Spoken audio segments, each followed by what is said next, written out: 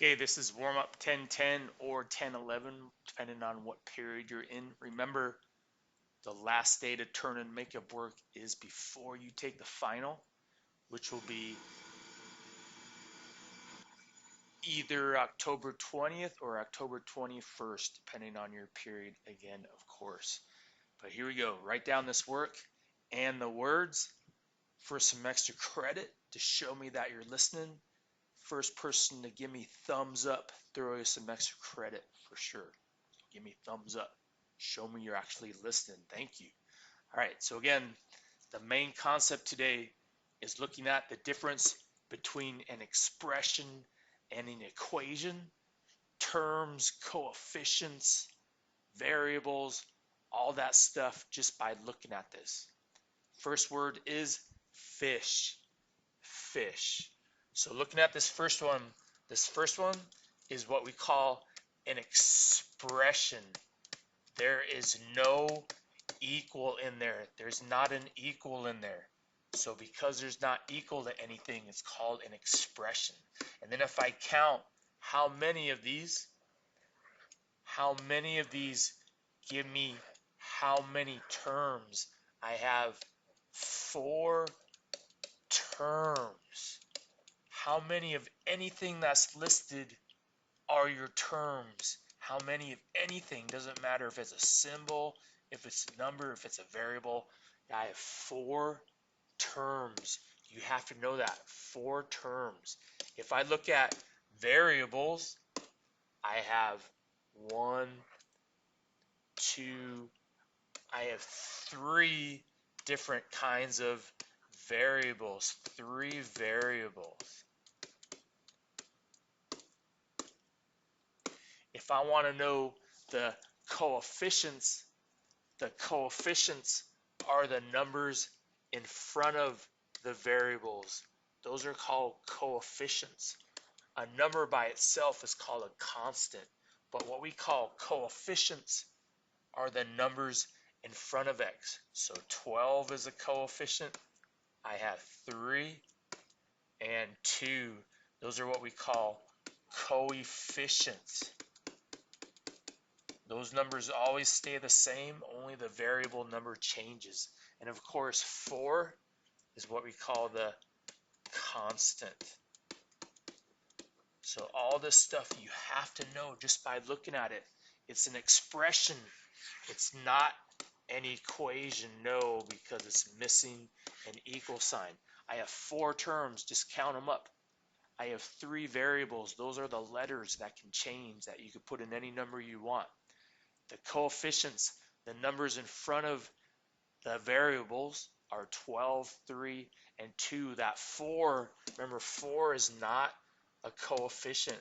4 is not a coefficient. That's a constant. 4 is a constant. All right, this next one here, this one is what we call an equation. It's equal to something. I have an equal in there. It's called an equation because it's equal to something. These are ones we're going to practice solving for x or solving for x or y. That's an equation. If I look at my terms, again, all of these are terms. I have 3 terms. If I look at the variables, looks like I have 2 of those variables. 2 variables, the numbers in front of the, the variables, the letters. And then of course the coefficients, the numbers that are in front of the variables, 2 and 3. Those are my coefficients. Those are the numbers in front of the variables. Those are my coefficients. And of course, a constant, 12 is the constant in this one. 12 will always remain 12. The variables can be any number I want. The coefficients, those are kind of like constants in front of the variable numbers you could plug in. And this is, of course, an equation because of this symbol right here. It's equal to something, an equation. All right, next problem. back to what you have to know for the final. Write this down, big points today. Next word is dog, dog. All right, this one where I show you that the percent always goes over 100. That's written first on top of the first fraction. What you're looking for on the bottom of the first fraction, knowing that these problems are always two equal fractions. The percent always over 100. Any percent number with that symbol is automatically over 100. Always over 100, automatic. That is a percent. And then all you got to do is worry about the next fraction, which again is in the order. Whatever's first goes on top. Whatever you're looking for, or a number if they give it to you, goes on the bottom of that first fraction. That's where it goes. So that first one is 45. What I'm looking for here, this number, for this problem, the way it's going to be set up, they're going to have you put this over x. We're going to have you crisscross multiply, but don't worry, you're smart enough for this math. Crisscross multiply means I'm timesing 60 times x. That gives me 60, and then I just write that x next to it. I have a equal between them. There's always equal when you crisscross. And then I do 45 times 100, and that will give me 4,500 on my calculator. That number goes right here. That's my equation that I'm solving for that x number. Now the opposite, timesing by 60, I'm going to divide both numbers by 60. That will give me what that number has to be. And again, on my calculator, always type the top number first. That 4,500 number, make sure you type that in your calculator first. Don't mix up that order. Divided by 60 gives me 75. So that number has to be 75 to keep these equivalent. 45 over 75 is equivalent, has the same value. What's the value? Value, you could always take that top number, divide by the bottom, gives you 0.6. That's the value of this. Same if I take 45 and divide it by 75, gives me that same value there, what we call equivalent. Equivalent, different numbers, but the same value. Next word is puppy. Good job for those of you listening. Puppy is the next word. All right, next problem that you need to know for the final. The money one, unit rate, knowing that money always on top. Whatever other unit goes on the bottom. That's how we set up our unit rate. Money on top. So for this one, it's going to be $14 on top, and I divide it by that number of notebooks, six notebooks. And again, I use my calculator to type that 14 in first. 14 divided by 6. Calculator spits out 2.3. And we'll put a little bar over it. Actually, let's round it 2 decimal places. We'll call that 2.33 rounded. But again, don't just leave it. Make sure you put the dollar symbol, and then show me that you know that that is over 1 notebook. Write those units in there to get full credit. And again, that is the answer, rounded to 2 decimal places. Next one, $10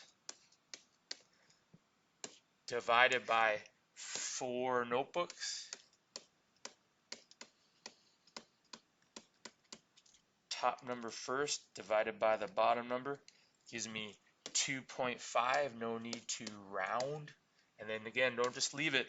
That's 2.5, not just $2.5. That's $2.5 for every 1 notebook. So they're having you understand that the store with the lower price for exactly that same 1 notebook is going to be, for this problem, Store A. Store A has a lower price. This one right here, because this one is lower. Again, you gotta maybe explain that in words. Actually, you will have to explain that in words. How do you know? Because the unit rate is lower for store A. We'll be talking about that too. All right, next problem. For this one, equivalent. What is what we call equivalent? What is the same but has different numbers? Same but different numbers. So if I look at this first one here, first one, if I distribute this 5, that will give me 5x.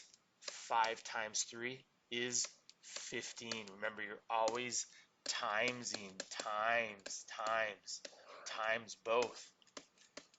And the only one that works down here is D. That's the only one that shows me timesing, multiplying the 5 times the x and the 5 times the 3. All right, this one has more than one answer.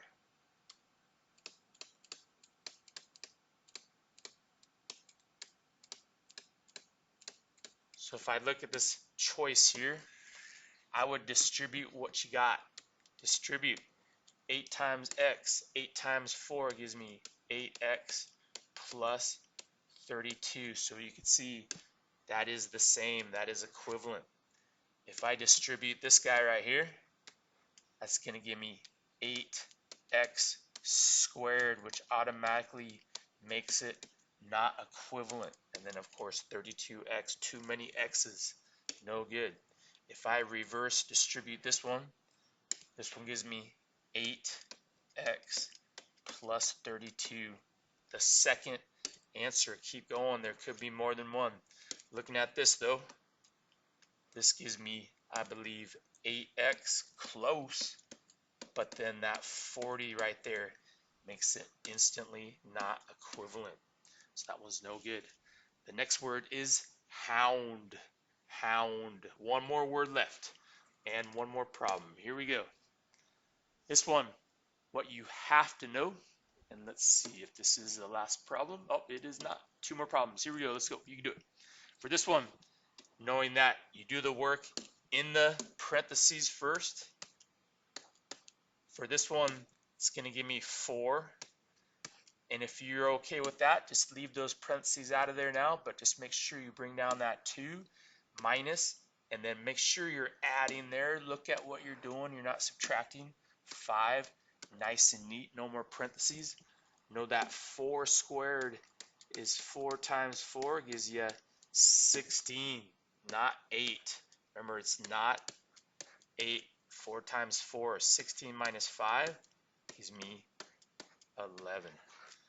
Next one, you have to know how to do. Plugging this in. We've been practicing this one for almost a whole quarter. 6 days 6. That n squared, that's where I plug in the 7. It's going to be 7 squared plus 5 times 6. Some people get 30 right here right away. Minus 7. Next step down, 6 plus. And then remember, this is 49. Never would that be 14. Never 14. Never 7 times 2. 7 times 7. 49 plus 30 minus 7. Make sure you go left to right. 6 plus 49, use my calculator, gives me 55 plus 30 minus 7. Left to right. 55 plus 30 should give me 85. Minus 7 gives me 81. All right, last problem, I promise. Again, all of these you have to know.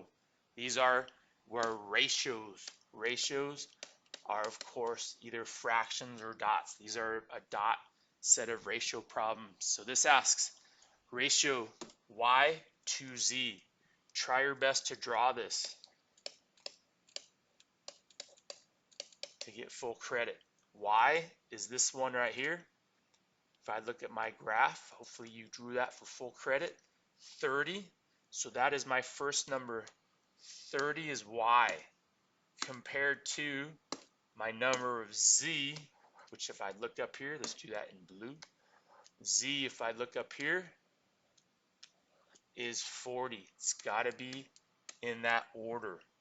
And then I can see the only one that matches that is this guy right here, whittled down 3 to 4. Even though it's missing those zeros right there, is equivalent. Those are equivalent. It's like if I took those and divided those both by 10 going down, that makes those 3 to 4. Of course, the other way, if I go this way and times both by 10, that gives me 30 to 40. That's why that is equivalent. Or of course, if you wanted to find the value, do the value way. 30 divided by 40 gives me 0.75. Divide all those, see which one equals 0.75. 4 divided by 3 gives me 1.3. That's no good. 1 divided by 3 gives me 0.3. That's no good. This one, by looking at it, 3 divided by 4 gives me that 0.75. The same answer I'm looking for up there.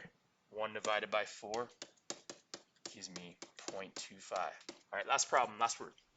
All right, for this one, ratio grape, which is this number right here, 5, 2, that's my 2 dots. Total number, total, I got to add up all 3 of these numbers. Don't leave any of them alone. You got to add up all 3. So x5 plus 6, 11, plus 9 should give me 20. So that's 5 to 20. And then again, looking at these values here, you could either do it the value way. Divide 5 by 20. 5 divided by 20. Always that first number or the top number of the fraction first. Gives me a value of 0.25. That's how you find the value of a ratio or a fraction. If I do this one, 1 divided by 2, 0.5. 1 divided by 3, 0.3. Those are no good. 1 divided by 4, there it is. That gives me 0.25. There it is. 1 divided by 4. Or the last one, of course, 1 divided by 5 gives me 0.2. That's the value way. Or, of course, because you're smart, looking at 5 to 20 versus 1 to 4, knowing that's the only set in there that has me do the same to both numbers to get that 5 to 20. 5 times 1, 5. 5 times 4, 20. That's the only set that has me times both the same number. All these other ones would not work if I tried to match up 5 to 20. This would be 5 times 5, but this will give me 10 right there. So again, that's another way of doing it. Last word is lab. Lab. Those of you who stuck it out and listened, you just saw pretty much the whole final. Good luck. Turn this in for full credit.